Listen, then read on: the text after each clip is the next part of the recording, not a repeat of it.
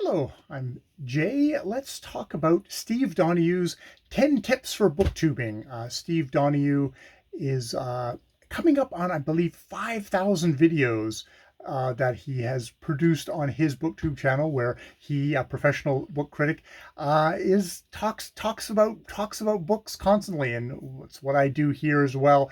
And his video, I think, is primarily sort of an encouragement to get other people to get into booktubing. He apparently gets a lot of emails from people saying, like, oh, I'm thinking about it. Like, what kind of advice do you have for someone starting out? And so he produced this video. And he also says in the video, it's like, well, this is also maybe something that if you're already booktubing, it's like be worth worth looking at, and sort of to see, like, is there adjustments you can make, improvements you can make on booktubing? I'm always looking for ways to improve my booktubing as it was. So yeah, let's get into these 10 tips and just sort of discuss. A lot of them I'll just agree with, but yeah, and other ones maybe not so much. And hopefully I can add a couple of things at the end.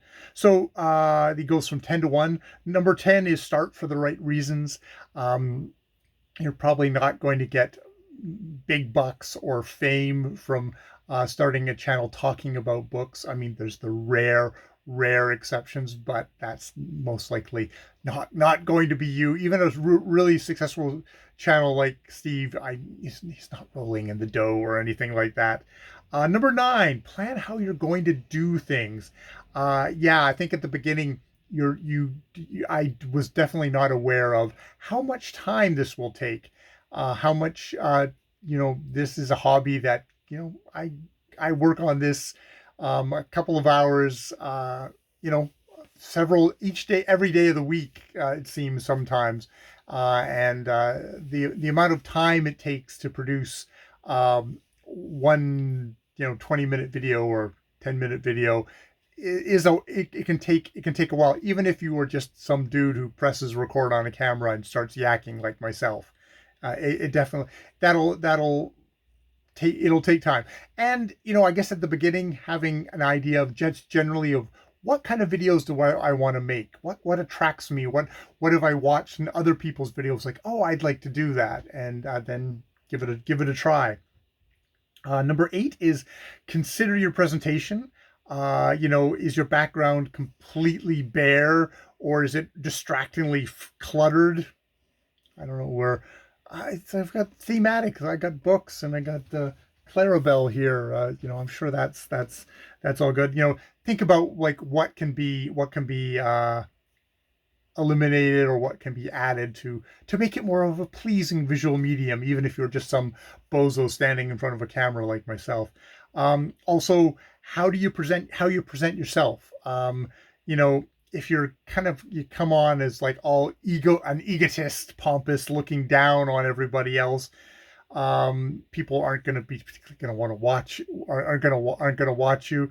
And if you're so casual, Steve talks about people eating or drinking, or not intending to the details and wasting the audience time, or pretending you're bored. And this is just like, I think a lot of this is trying to be genuine, trying to be friendly in your video. Unless you're genuinely not a friendly person, then do that. I think the big thing is to just try and not put on a persona. I think I've done one or two videos where, as a joke, I was doing a persona.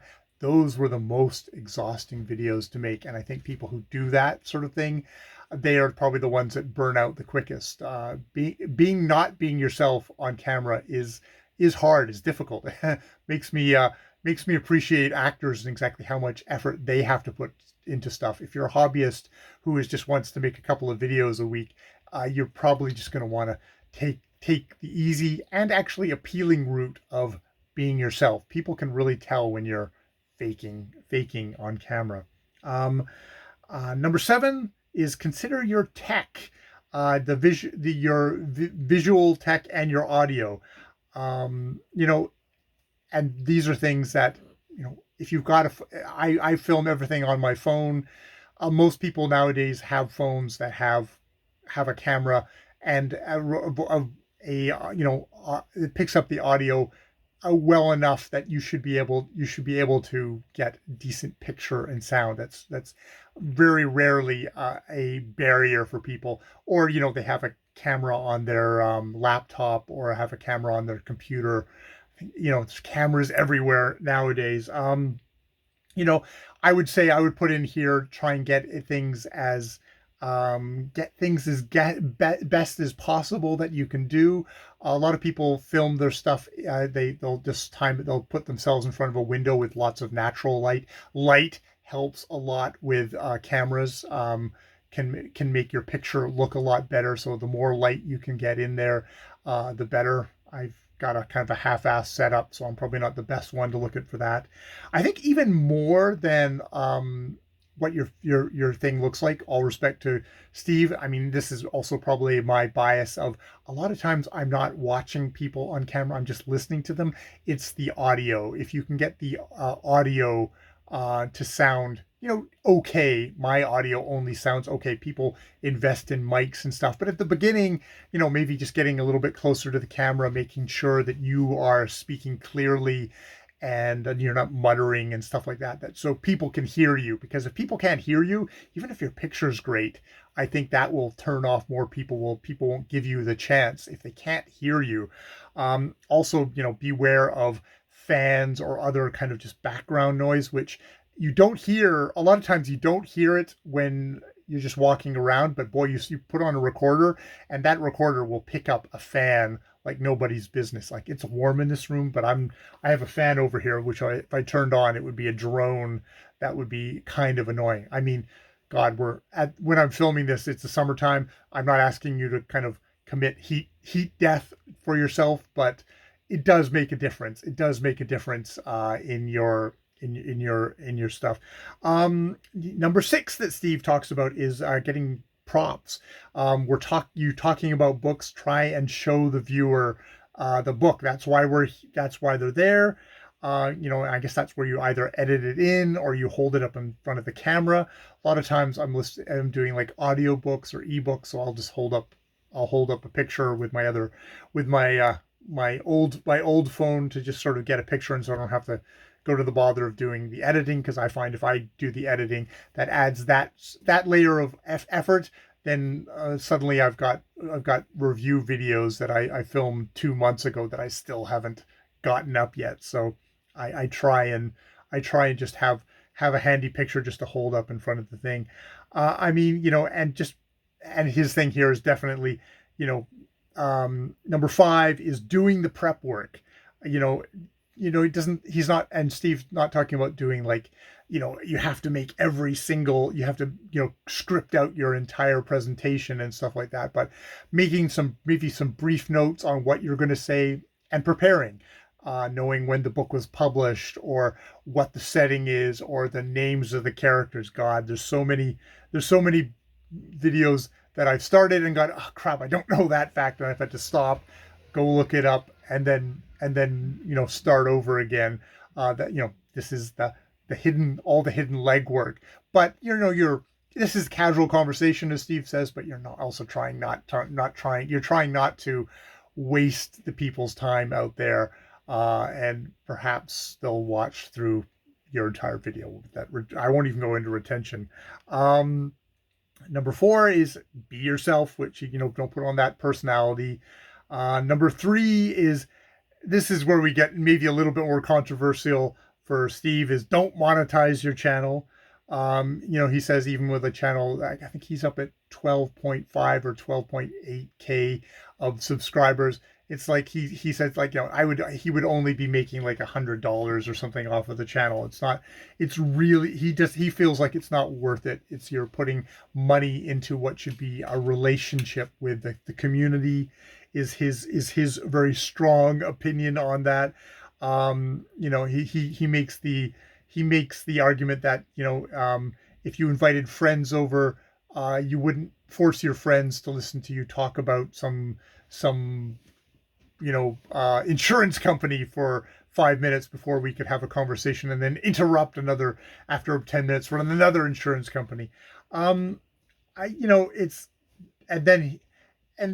I mean, the thing with this is that YouTube is actually rapidly, people who don't monetize their channel, they YouTube is already putting ads into those channels as well. So in some ways it's a bit of a moot point. I sort of have the viewpoint that, you know, YouTube is allowing me to film and upload all these really silly videos onto their platform. Yeah, maybe they deserve to have ads up to make some money back. I want YouTube to be a viable going concern. That said, ads are annoying, and I usually skip them. Then he switches from just YouTube, where, you know, AdSense, you're probably not, doesn't sound like you make very much money, to sponsorships. And I do have to admit that with sponsorships, when you get booktubers who have kind of sponsorships, or they're working with publishers and stuff like that, it, I have to say, it does turn me off. And everyone's got their own viewpoint on that, but there have been some of the bigger YouTubers booktubers who've suddenly started talking about this great book from Penguin, and it turns out that they have a partnership with Penguin, and it's like, oh well, you're just really an ad here for you know, you're a paid employee, and you're not going to actually give me a criticism of the book. They always say, oh, I wouldn't do it if I didn't, but it's like, there's a monetary thing going on between you and a publisher that turns me off. I probably feel more comfortable if they started talking about these great leather wallets. At least it doesn't have anything to do with the books, but you know, that would be great sponsored. That would be a great sponsorship for a booktuber, would it? They want to buy the booktuber's clout for recommending books. But it's yeah, I have a lot less problem with YouTube slapping ads that are kind of at that arm's length, that don't really affect the content of a video, than I do with sponsorships. That's where I draw the line, and I'm sure other people have completely different viewpoints on this. And I mean, you know, if you do want to do sponsorships, I'm not saying you're a bad person. I'm just saying that that's how I would probably react to it, and I might be less likely to watch your channel. When it comes to ads, I sort of accept that that's just sort of the ecosystem, and it's kind of rather it's at this point it's kind of hard to tell whether, oh, this person has monetized their channel, or, oh, YouTube has decided, yeah, there's enough people watching this video, we're going to slap ads on it, and don't cut Steve in on the action. I don't know if I've seen ads on Steve's videos, but I mean, he's large enough that that potentially could happen.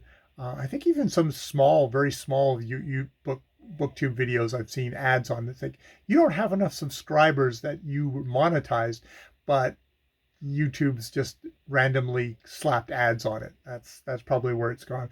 And there is also the thing, I think once you are monetized, you can choose, you have a little bit of wiggle room of like saying, like, maybe I don't want political ads, or I don't want, you know, certain ads that I do not want to have interspersed in my thing. Like, I'm very left leaning, and you know, and you suddenly get a whole bunch of right-wing ads, or vice versa, I suppose. So that would be a benefit of doing that, even though the money would be not there at all. So yeah, that's a large one. I think Brian at Bookish, he's done a discussion video on this topic as well. I haven't listened to it yet because I just wanted to have my own thoughts. I have a feeling he'll probably have more to say with that. I know that he has ads on his thing where he takes that ad revenue and donates it, which, you know, it's his money there, and he can donate it wherever he wants. Yeah, so he probably has some thoughts on that. That would be worth checking out. Number two is probably where I get into my controversy. Number two is engaging with the community. That's a tip for a booktuber, is make comments on other videos, respond to the comments on your own videos, do tags, do read-alongs, community activities. You know, there's some booktubers who are super successful, super big channels, but they don't do any of that. They don't do tags. They're not a part of the community. They're they're definitely positioning themselves as uber entertainers, and they're not really a community. They're not a community member. They're viewing their audience as not the community, but as an audience, that is just there to listen to them, but not particularly to interact with them on a personal level. Or there's other tiny isolated guys who maybe shut down their comment section, and as a result, as I think Steve said, well, yeah, I guess you can be happy with your 10 subscribers, because the way you attract a community, people to come and watch your videos, is by interacting with them. And that's the thing with my channel. I've just found the pressure of responding to comments was stopping me from enjoying doing videos, or it just really stressed me out. Like, this is the part of it I didn't like, is getting comments on my videos, whether they're positive or negative. It stressed me out. It really got me going. So I did shut down the comments on my own videos. I do comment on other people's videos. I'm not a big commenter, but I do comment on other people's videos every once in a while. And as a result, yeah, I don't have a very big growth, but I don't really want a big growth of subscribers. God, that would stress me out too. So I'm pretty happy being small. I mean, I know my subscriber things is like says 700 or something. There's probably like about 40 active people potentially who could actually watch my videos if you go by what I see of counts of who clicks on my video, however long they actually watch it, like this video. Jesus. So yeah, but don't say it's don't spurn the community, because that's the part that will probably really make the biggest impact. And I can agree with that. The people I do know on here and that I do have some kind of interaction with, that's the really important part of book. That's one of the important parts of BookTube for me. It's obviously not the biggest one, or else I'd make more effort to try and write my psyche that way if I could. And number one is just do it. Is to do it. Try. Steve makes the points of well, some people are kind of hold back because they're worried that we've got a very judgmental culture, which is there's definitely segments of it that like to jump on people for things that they've said, and contradicts something that you said earlier. If you have a library of videos, and you do watch people who very carefully prune their videos, they'll private or they'll delete earlier videos to try and kind of maintain kind of a certain kind of control, a certain kind of focus. And I mean that if that is something that makes you comfortable, that is fine. I think I'm going for the whole thing of volume will keep me safe, and also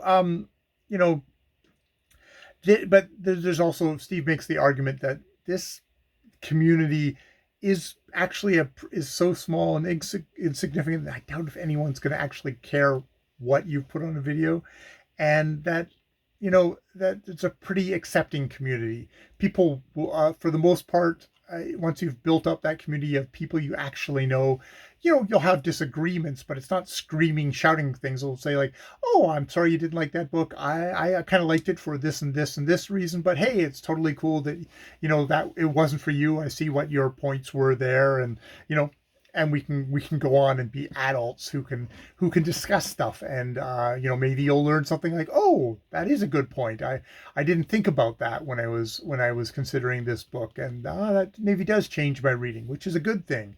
It's all about reading is about trying to get into other people's heads, to understand other points of view, and a lot of BookTube is also about that of wow, these amazing stories and language can be read so many different ways, and you can get exposed to a lot of those ways. Things that I would never have thought of get communicated, and you gotta really like that. And you also may just try it and just not might not like it. You might not like how it, as Steve says, you might not like how it affects your reading. You become more conscious. I think it kind of accentuated on how I read in general. I've always liked thinking about what I've been reading about, examining it, kind of breaking it apart. That's a part of the enjoyment. Sinking in deeper, going, oh, what did that mean? Ooh, what did this mean? Oh, who, interpretations and stuff like that. I always enjoyed that. I'm totally an English major that way, so it definitely will change your reading. And you might like that, and you might not. And if you hate it, you private or delete your videos, and no one's. That's it. You're done. But you can just try it. And I mean, there is definitely it's work. There's definitely depending on how much you do. If you do one video a month, then it's a lot less work. Depending on maybe you've spent the whole month carefully crafting that one video, or if you just go, oh, I just do it when I feel like it every once in a while. Just like, oh, I have something to say, every couple of weeks. Oh, okay, I'll get on camera and I'll just yak for that. But yeah, and it depends, because I think people who've been able to build their channel definitely establish a schedule, and that seems to be a thing that really they have a schedule, they have a theme. I have none of these things, which is probably why one of the multitude of reasons why my channel, I enjoy it and I get along with it, but it's not, it's not. I've got no illusions that I'm building my empire here or anything like that. Which, yeah, I think my additions are on that of like, there's so like I think I've given you kind of a general idea of a fairly rambly, ill-focused YouTube. My booktube. It's just I just follow my own reading taste, what I feel like at the time. Sometimes I go in for community events, sometimes not. Sometimes I'm into tags, sometimes I'm not. There's things that booktube staples that I just don't interest me, library tours and book hauls or unhauls. It's not stuff that really interests me, but that's fine, because there's plenty of people who love that sort of stuff, but there's plenty of people who do other stuff, which I really like, whether it's specific reviews of specific books I like or stuff like that. I mean, I like reviewing each book that I've read. Other people much more are really good at reviewing, talking about 5 books that they've read in a month in one video, and do it far more snappier than I do. I, for some reason, like to luxuriate in each book and think about it and talk about it, and a lot of times way over explain, way over synopsize the book, and something still one of these skills that I'm trying to develop, of a snappy synopsis so I can get onto the actual discussion, just like this video. But that's the cool thing about booktube, is there's so many different ways, which you can do super slick, super commercial, scripted, you're professional, you're on the make. You can do that here, or you can just turn on the camera and chat, and not worry about high production values or anything like that. I think that's the big thing, is like, what's your goal? What is your goal about for your channel? Is it all about the numbers? Is it about, like, if I don't have this many subscribers by this time, I'm going to quit? I mean, I think a lot of people get frustrated because they don't get the subscribers, and they quit. And to be honest, if that was my goal, I probably, yeah, I would have quit a long time ago. But that's not particularly that's not my goal. That's not my goal. My goal is to think about books, to talk about books, to hopefully improve my presentation.